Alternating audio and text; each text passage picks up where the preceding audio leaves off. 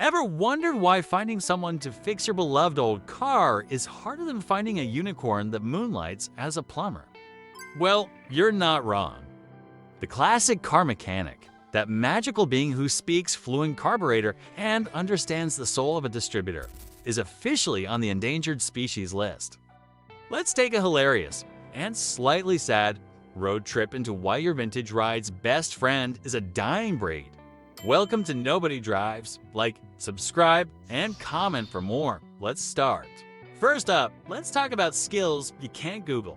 You see, modern mechanics plug your car into a computer and it spits out a code that says something like, Pio for tuo, your wallet is about to get lighter. It's a clean, digital process, a classic car mechanic. On the other hand, operates more like a car whisperer or an automotive shaman. They don't have a diagnostic board. Their tools are their ears, their hands, and a lifetime of grease-stained intuition. They'll listen to your engine's cough and say, sounds like the third cylinder is feeling a bit melancholic today, probably needs its timing adjusted and a pep talk. They can diagnose a misfire by feeling the vibration through the fender. They can tell if your fuel mixture is too rich just by the smell of the exhaust. Try asking your smartphone to do that. It'll probably just suggest a new air freshener. This isn't something you learn in a weekend course. This is knowledge earned through decades of busted knuckles, confusing vacuum diagrams, and cars that were designed before the invention of user-friendliness. This brings us to the great divide: carburetors versus computers. Walk into a modern automotive training program, and you'll see students huddled around laptops, learning about combust systems, software updates, and electronic control modules. It looks more like an IT department than a garage. They are being trained to be technicians for rolling computers. Now, show one of these bright young minds a carburetor. They might stare at it with the same bewildered expression as a cat trying to understand a doorknob. What are all these tiny jets, floats, and mysterious screws? It's a mechanical marvel, a delicate dance of air and fuel orchestrated by springs and vacuum. To a classic mechanic, a Holley double pumper is a work of art.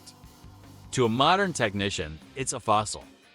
They're taught to replace modules, not rebuild mechanical parts.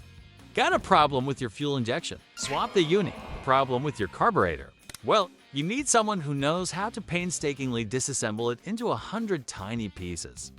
Clean each one with the focus of a brain surgeon, and then reassemble it hoping there aren't any spare parts left over.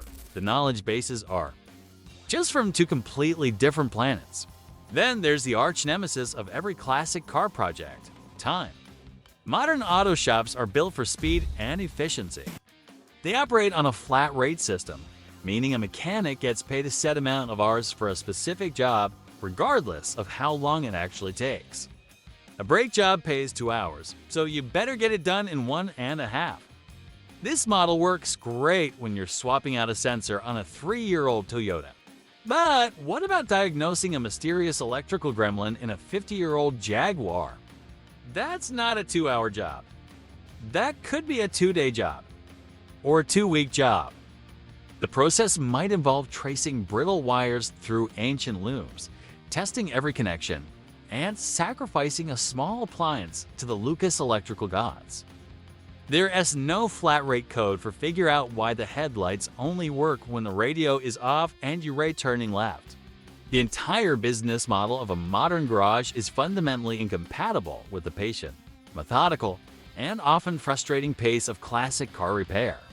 You can't rush art, and you certainly can't rush figuring out why a '68 Mustang suddenly decided it identifies as a lawn sprinkler. And who is going to fill the shoes of these retiring masters? The problem is there's no new blood.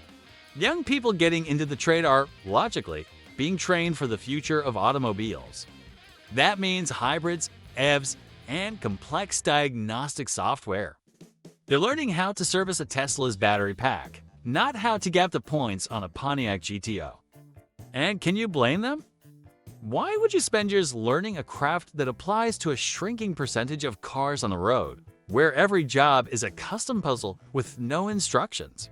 It is far more lucrative and practical to specialize in the cars that are actually being manufactured today. The result is a massive generation gap. The old-timers are hanging up their wrenches, and the apprentices coming up behind them are armed with laptops, not timing lights. Asking a young mechanic to tune a classic is like asking a video game designer to fix a mechanical typewriter. They might appreciate its historical significance, but they have absolutely no idea how to make it work. So, what does all this mean? It means that knowledge is literally disappearing. Every time a veteran mechanic retires, a library of unwritten, hard-won information burns to the ground. This isn't stuff you can find in a manual. It's the little tricks, the weird quirks of a specific model year. The "I've seen this before" moments that save you days of diagnostic headaches. It's knowing that on a certain model, a weird clunking noise is actually just a loose heat shield and not the transmission about to explode. This tribal knowledge, passed down from master to apprentice or learned through sheer trial and error, is vanishing. As these old school wizards fade away, the support system for classic car owners crumbles. Parts are already hard to find, but soon. The knowledge of how to install and tune those parts will be even rarer. Your classic car might become the world's most beautiful and expensive driveway ornament, simply because no one left knows how to fix it. So, next time you see one of these old school mechanics, grease under their nails, a thoughtful look on their face as they listen to your car's lumpy idle, give them a nod of respect. Maybe even buy them a coffee. They are the last of a magnificent breed. The keepers of a mechanical flame in an increasingly digital world. They are the reason our beloved classics are still on the road, rumbling and roaring, instead of rusting away in a forgotten field. Cherish them, because once they're gone, the world of classic cars will be a much quieter place. And frankly, a lot less interesting. Thanks for watching Nobody Drives. Like, subscribe, and see you next time.